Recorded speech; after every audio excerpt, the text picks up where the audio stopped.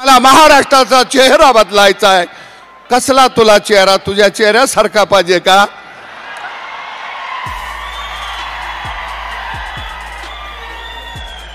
तुला कसला चेहरा पाहिजे? अरे पट्ट्या, तू आमदारच कसा होतो ते बघतो, मंत्री होतो काय? याला अजित पवारने एकदा मनावर घेतलं तर मी म्हणणाऱ्यांना मी आमदार होऊन दिलं नाही। आता मी पण चॅलेंज देतो, तू आमदारच कसा होतो त्याही पद्धतीने बघतो। मी पण लोकांना सांगेन की याची खरी अवकात काय। तुम्ही गोपीचंदला विजय करायचं, मी हळू साहेबाच्या कानात सांगतो, त्याला मंत्री करून इकडे पाठवायचं। पण हे बी साहेबाला सांगतो, त्याला पाठवताना मला बी तसंच पाठवायचं। त्याला दाखवले गाजर, त्याला साहेबांनी सांगितलं पुढच्या वेळेस तूच मंत्री। आता पुढच्या वेळेस मंत्री होण्याकरता त्यांनी कारखान्याची वाट लावली, बाकीच्या सगळ्यांची वाट लावली आणि मंत्री व्हायला निघाला।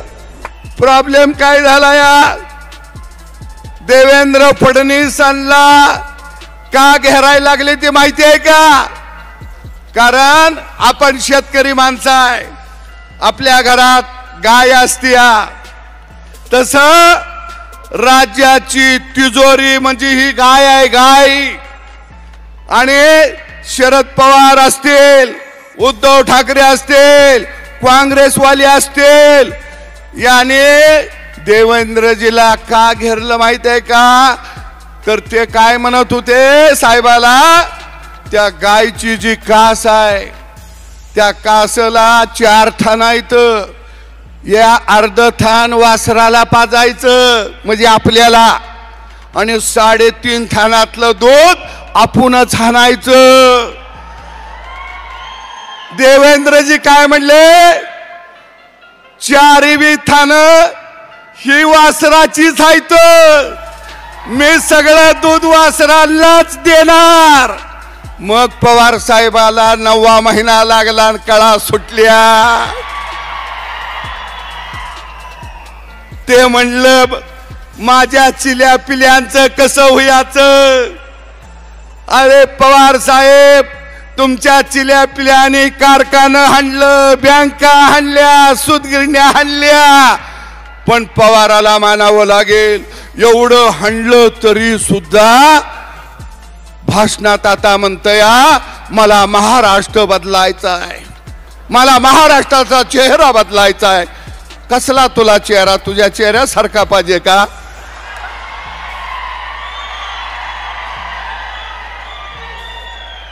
तुला कसला चेहरा पाहिजे? अरे या महाराष्ट्रातल्या गावगाड्यातल्या माणसाच्या चेहऱ्यावरती अरे हास्य फुलवायचं काम जर कुणी केलं असेल तर ते फक्त देवेंद्र फडणवीस यांनी केलेला आहे। आणि म्हणून या निवडणुकीमध्ये आपल्याला गोपीचंद पडळकरला का निवडून द्यायचंय? तर गोपीचंदला एवढ्यासाठी निवडून द्यायचंय, या जत तालुक्याला शेवटच्या गावाला शेतीला पाणी मिळालं पाहिजे, या जत तालुक्यातल्या तरुणाच्या हाताला काम मिळालं पाहिजे, म्हणून आपल्याला गोपीचंद पडळकर यांना निवडून द्यायचं आहे।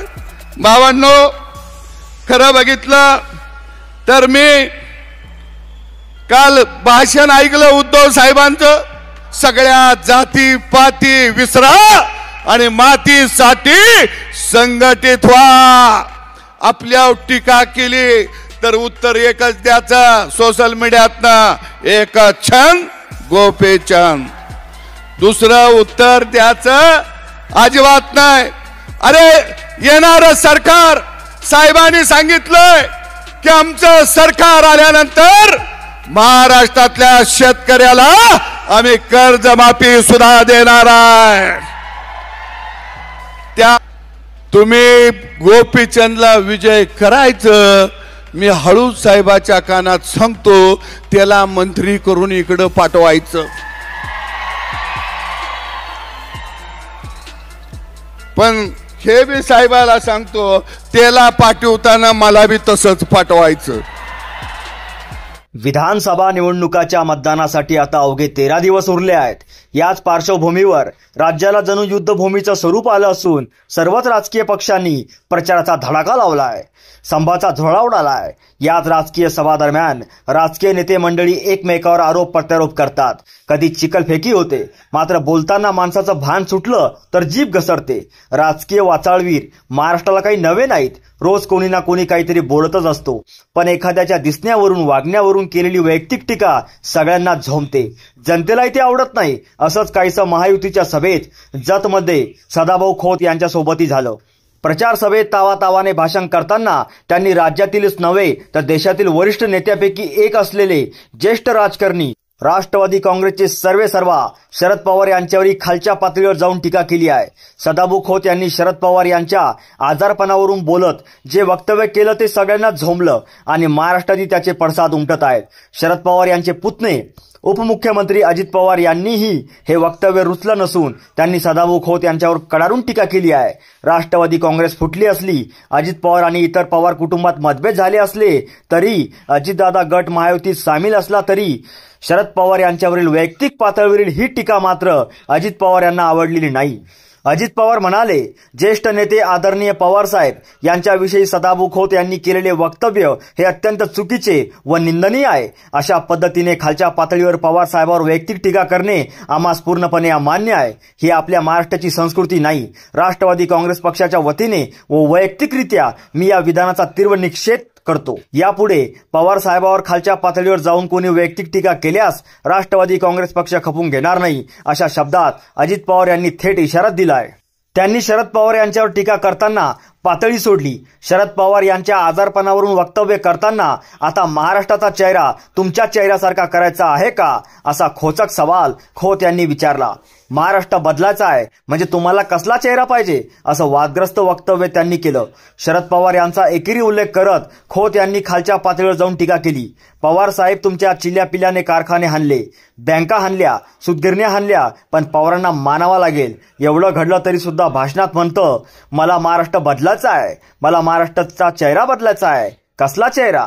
तुझ्या चेहऱ्यासारखा पाहिजे का? तुला कसला चेहरा पाहिजे, असं सदाभाऊ खोत म्हणाले.